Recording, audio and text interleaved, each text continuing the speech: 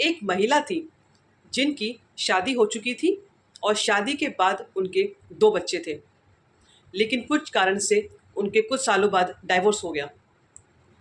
इसके बाद इन्होंने दोबारा से शादी कर ली और एक गवर्नमेंट स्कूल में तमिलनाडु में वो टीचर बन गई। कुछ सालों बाद उन्हें ये पता लगा कि वो प्रेग्नेंट हैं, वो माँ बनने वाली हैं। फिर इन्होंने अथॉरिटीज़ से छुट्टी लेने की बात करी ड्यूरिंग हर प्रेगनेंसी, लेकिन अथॉरिटीज़ ने ये कहते हुए इनसे मना कर दिया कि हमारी स्टेट में 2 चाइल्ड पॉलिसी लीव केयर का कंसेप्ट है। अगर आपके पहले से ही 2 बच्चे हैं, अब हम आपको छुट्टी नहीं दे सकते। तो क्या ये स्कूल ने ठीक किया? जानते हैं। So hello friends, welcome to our YouTube channel legal attraction, law की बात नो बकवास। फ्रेंड्स, मैं हूँ चांदनी और आप सभी को एक सोशल मुद्दे पर समझाऊंगी बहुत सिंपल सरल भाषा में, ताकि आप भी ऐसे मुद्दे समझ सके और अपनी राय रख सके एक सही रीज़न देते हुए।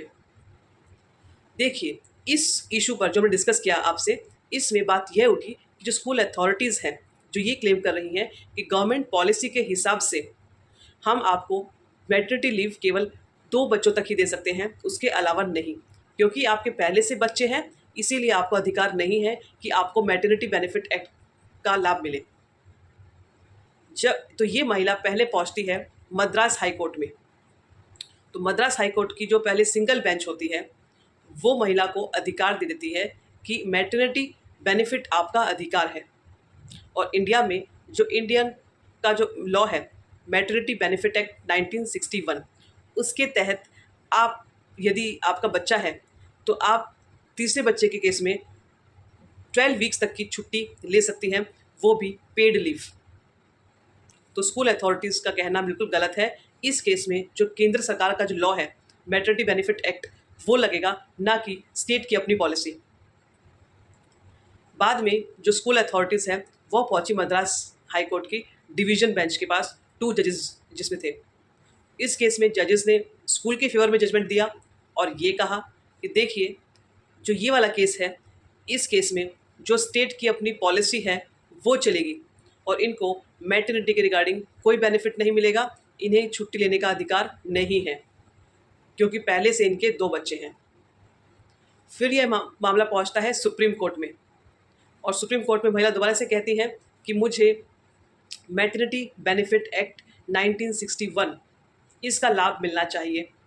और ये कहा, ठीक है, मेरे पहले से 2 बच्चे हैं, लेकिन वो बच्चे तो जो मेरे पेरेंट्स हैं उनके साथ रहते हैं, मैं अपने हस्बैंड के साथ अलग से रहती हूँ, तो मुझे इसका लाभ मिलना चाहिए। और ये कहा कि देखिए सर, ऐसी कंडीशन में जो हमारा सेंटर का लॉ है, मैटरनिटी बेनिफिट एक्ट 1961, वो प्रिवेल करना चाहिए, वो सुपरसीड करेगा स्टेट पॉलिसी के ऊपर, तो मेरे को भी राइट मिलना चाहिए। तो इस केस में ऑनरेबल सुप्रीम कोर्ट ने कुछ अहम बातें करी। कोर्ट ने ये कहा कि जो मैटरनिटी है, मातृत्व है, वो एक महिला का रिप्रोडक्टिव राइट है। महिला का आर्टिकल 21 ऑफ इंडियन कॉन्स्टिट्यूशन के तहत ये उसका फंडामेंटल राइट है। ये राइट टू हेल्थ में, राइट टू प्राइवेसी में इंक्लूड होता है। और दूसरी बात ये कही कि जब ऐसा केस कोई आता है तो स्टेट की पॉलिसी कभी प्रिवेल नहीं करेगी सेंट्रल लॉ के ऊपर। तो इस केस में मैटरनिटी बेनिफिट एक्ट जो 1961 है वो प्रिवेल करेगा।